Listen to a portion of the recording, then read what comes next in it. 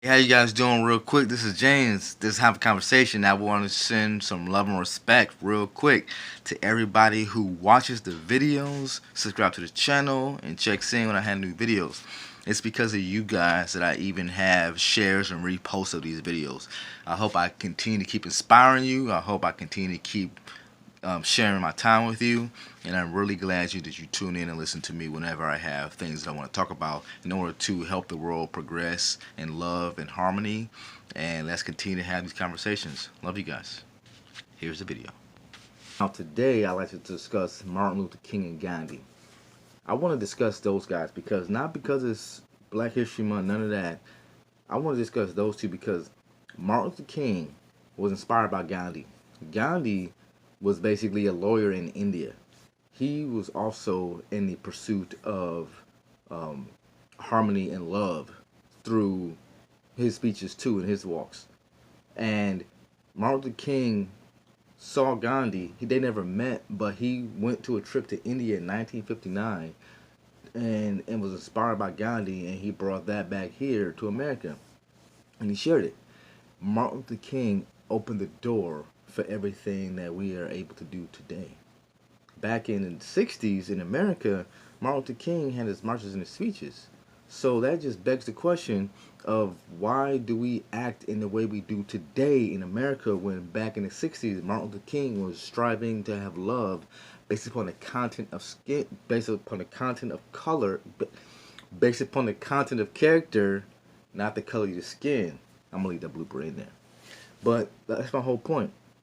So if he were alive today, how would he feel right now, do you think? If he were alive today? Because I constantly see on Facebook that people are always saying, um, should black parents adopt white children? Should white parents adopt black children? And I just think to myself, why are we even having this discussion? Adoption is not about skin color, it's about love. It's about love. If you love a child, yes, you should adopt a child. The skin color of the child should not hold a candle as to why you want to bring that child into your family.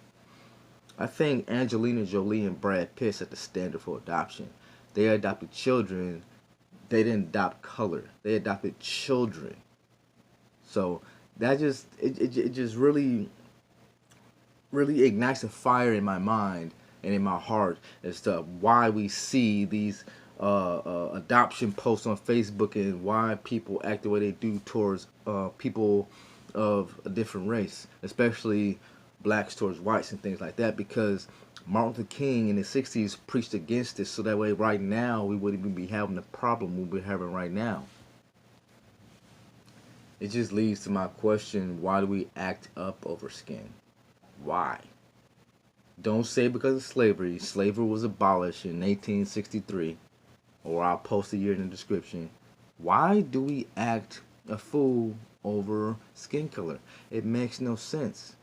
Because a lot of the things that we get mad over is just because of skin and because of our past, American history past. It makes no sense. I'm going to read a quote to you right now from the I Have a Dream speech. I have a dream that one day little black boys and girls will be holding hands with little white boys and girls.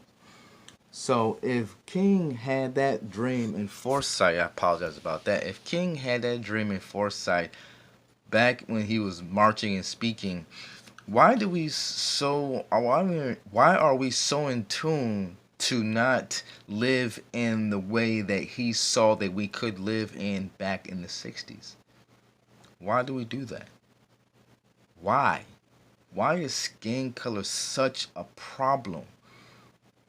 Slavery was back in the 1800s, and the people who were alive who did it are not alive today. We cannot get mad at them now. It was in a past life, literally. The people who did it to us are gone.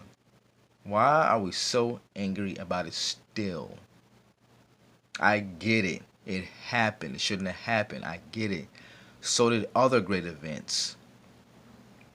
I think that as a people, brown people especially, know the history, but do not repeat the history. Do not uh, uh, strive on it. Do not harp on the history. It's bad history. Why do we want to bathe in that? It's something that we should learn from and not to repeat, because as we're going right now, we are almost doomed and we're almost repeating history because people cringe or people give side eyes to other races, blacks to whites usually. It's just stupid. Because if you look in the pictures of the civil rights movement and things like that, where Martin Luther King was marching, there were Caucasians there. So that goes to show you that not everyone was on the same page. Martin Luther King had the support of white people back in the civil rights movement. So I think that we as people in America, especially dark skinned and Caucasian, we should look past skin color and look to the content of character as we go forward in the future. Because if we keep living in the way we're living right now, in the future, we're going to have more of the same. And is that the world we really want to leave for our children and our grandchildren? I don't want to leave it like that. I want to leave them a world of prosperity and progression, not a world of regression in the past and harping on the past is something we can't change. Let's leave our children and grandchildren a better world than what we came in. What do you think? Love you guys.